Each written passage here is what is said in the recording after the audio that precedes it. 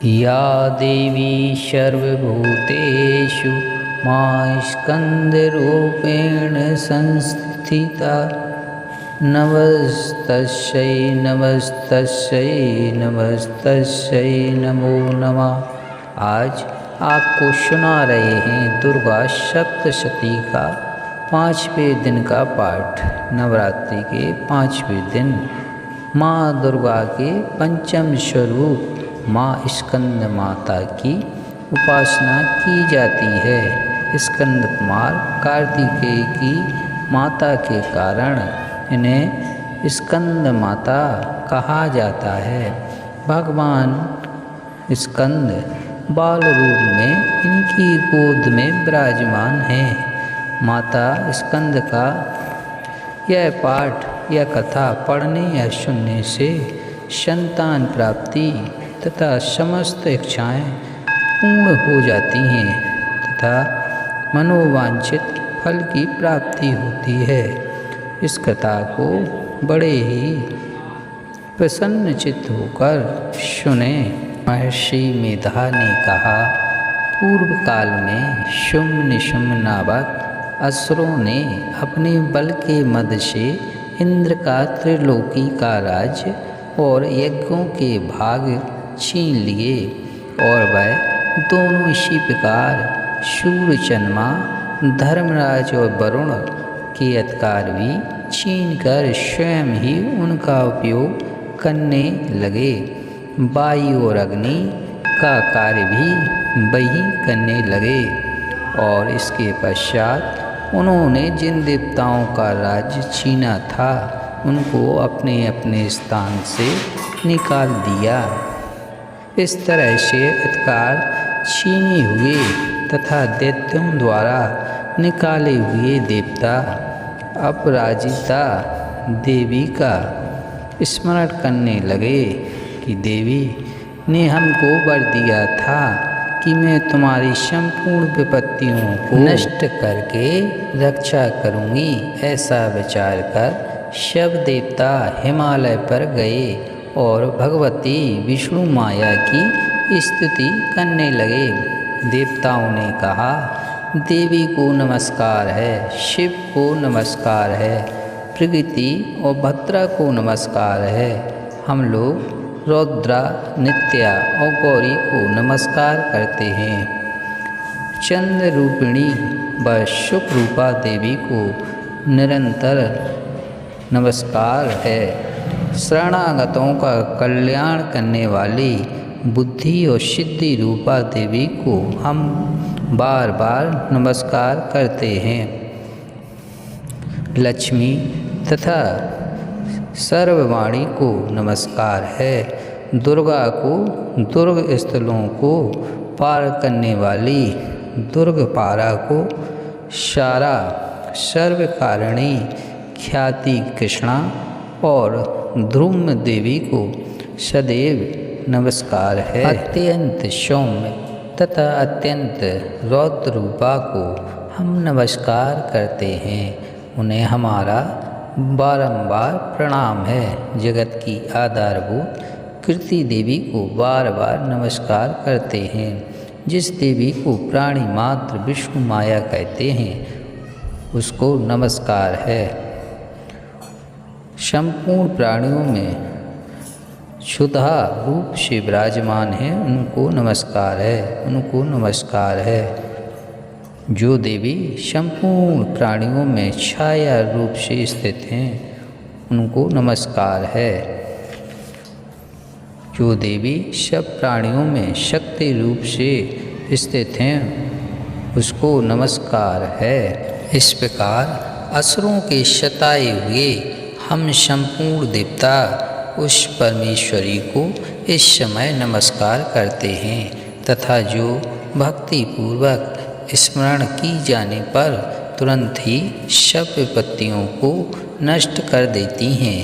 वह जगदम्बा इस समय भी हमारा मंगल करके हमारी समस्त विपत्तियों को दूर करें। महर्षि मेधा ने कहा, हे राजन, इस प्रकार जब देवता स्तुति कर रहे थे तो उसी समय पार्वती देवी गंगा में स्नान करने के लिए आईं। तब उनके शरीर से प्रकट होकर शिवा देवी बोली, शुम्भ दैत्य के द्वारा स्वर्ग से निकले हुए और निशुम्भ से हारे हुए देवता मेरी ही स्तुति कर रहे हैं। पार्वती के शरीर से अंबिका निकली थी, इसलिए उसको संपूर्ण लोक में कहते हैं। कौशिकी के प्रकट होने के पश्चात पार्वती देवी के शरीर का रंग काला हो गया और वह हिमालय पर रहने वाली कालका देवी के नाम से प्रसिद्ध हुई। फिर शुम्भ और निशुम्भ के दूत चंडमुंड वहाँ आए और उन्होंने परम मनोहर रूप वाली अंबिका देवी को देखा। फिर वह शुम्भ के पास जाकर बोले, महाराज, एक अत्यंत सुंदर स्त्री हिमालय को प्रकाशित कर रही है। वैसा रंग रूप आज तक हमने किसी स्त्री में नहीं देखा। हे ऐश्वरेश्वर, आप यह पता लगाएं कि वह कौन है और उसको ग्रहण कर लें। वह स्त्री स्त्रियों में रत्न है। वह अपनी क्रांति से दसों दिशाओं को प्रकाशित करती हुई वहाँ स्थित है, इसलिए आपको उसको देखना उचित है। हे प्रभु, तीनों लोकों के हाथी, घोड़े, मणि इत्यादि जितने रत्न हैं वह सब इस समय आपके घर में शोभायमान हैं। हाथियों में रत्न रूप ऐरावत हाथी और उच्चैःश्रवा नामक घोड़ा तो आप इंद्र से ले आए हैं। हंसों द्वारा जुता हुआ विमान जो कि ब्रह्मा जी के पास था, अब भी आपके पास है। और यह महापद्म नामक खजाना आपने कुबेर से छीना है। समुद्र ने आपको सदा खिले हुए फूलों की माला दी है। वरुण का कंचन की वर्षा करने वाला छत्र आपके पास है। रथों में श्रेष्ठ प्रजापति का रथ भी आपके पास ही है। हे दैत्येंद्र, मृत्यु से उत्क्रांति दा नामक शक्ति भी आपने छीन ली है और वरुण का पास भी आपके भ्राता निशुम्भ के पास ही है। और समुद्र में पैदा होने वाले सब प्रकार के रत्न भी आपके भ्राता निशुम्भ के अधिकार में हैं। और जो अग्नि में न जल सके ऐसी 2 वस्त्र भी अग्निदेव ने आपको दिए हैं।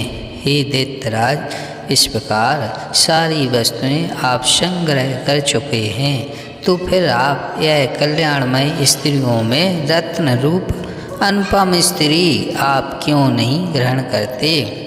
महर्षि वेंदा बोले, चंडमुंड का यह वचन सुनकर शुम्भ ने विचार किया कि सुग्रीव को अपना दूत बनाकर देवी के पास भेजा जाए।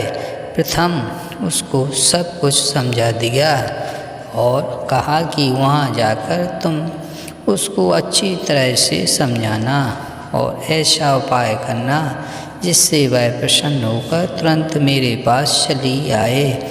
भली प्रकार समझा कर कहना। दूत सुग्रीव पर्वत के उस रमणीय भाग में पहुँचा जहाँ देवी बसती थी। दूत ने कहा, हे देवी, दैत्यों का राजा शुम्भ जो इस समय तीनों लोगों का स्वामी है, मैं उसका दूत हूँ और यहाँ तुम्हारे पास आया हूँ। संपूर्ण देवता उसकी आज्ञा एक स्वर से मानते हैं। अब जो कुछ उसने कहला भेजा है वह सुनो।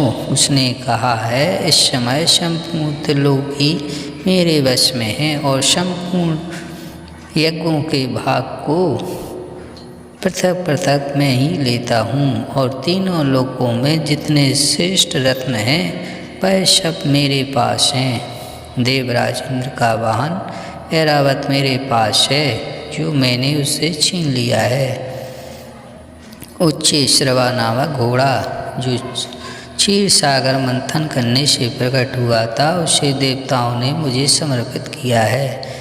हे सुंदरी, इनके अतिरिक्त और भी जो रत्न आभूषण पदार्थ देवताओं के पास थे वह सब मेरे पास हैं। हे देवी, मैं तुम्हें संसार की स्त्रियों में रत्न मानता हूँ, क्योंकि रत्नों का उपभोग करने वाला मैं ही हूँ। हे चंचल कटाक्षों वाली सुंदरी, अब यह मैं तुझ पर छोड़ता हूँ कि तू मेरे भाई महापराक्रमी निशुम्भ की सेवा में आ जाए। यदि तू मुझे बरेगी तो तुझे अतुल महान ऐश्वर्य की प्राप्ति होगी।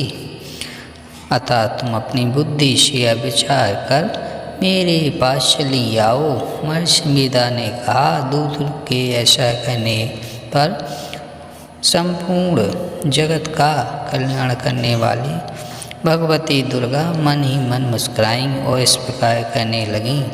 देवी ने कहा, हे दूत, तुम जो कुछ कह रहा है वह सत्य है और इसमें किंचित मात्र भी झूठ नहीं है। शुंभ इस समय तीनों लोकों का स्वामी है और निशुम्भ भी उसी की तरह पराक्रमी है, किंतु इसके संबंध में मैं जो प्रतिज्ञा कर चुकी हूँ उसे मैं कैसे झुठला सकती हूँ। अतः तू मैंने जो प्रतिज्ञा की है उसे सुन। जो मुझे युद्ध में जीत लेगा और मेरे अभिमान को खंडित करेगा तथा बल में मेरे समान होगा वह मेरा स्वामी होगा। इसलिए शुंभ अथवा महापराक्रमी निशुम्भ यहाँ आवे और युद्ध में जीतकर मुझसे विवाह कर ले। इसमें भला देर की क्या आवश्यकता है। दूत ने कहा, हे देवी, तुम अभिमान में भरी हुई हो, मेरे सामने तुम ऐसी बात ना करो। इस त्रिलोकी में मुझे तो ऐसा कोई दिखाई नहीं देता जो कि शुंभ निशुम्भ के सामने ठहर सके। हे देवी, जब अन्य देवताओं में से कोई शुंभ निशुम्भ के सामने युद्ध में ठहर नहीं सकता तो फिर तुम जैसी स्त्री उनके सामने रणभूमि में ठहर सकेंगी। जिन शुंभ आदि असुरों के सामने इंद्र आदि देवता नहीं ठहर सके तो फिर तुम अकेली स्त्री उनके सामने कैसे ठहर सकोगी। अतः तुम मेरा कहना मानकर उनके पास चली जाओ, नहीं तो जब वह तुम्हें केस पकड़कर घसीटते हुए ले जाएंगे तो तुम्हारा गौरव नष्ट हो जाएगा। इसलिए मेरी बात मान लो। देवी ने कहा, जो कुछ तुमने कहा ठीक है। शुंभ निशुम्भ बड़े बलवान हैं, लेकिन मैं क्या कर सकती हूँ, क्योंकि मैं बिना विचारे प्रतिज्ञा कर चुकी हूँ। इसलिए तुम जाओ और मैंने जो कुछ कहा है वह सब आदरपूर्वक असुरेंद्र से कह दो। इसके पश्चात जो वह उचित समझे करे। जय श्री दुर्गे नमः।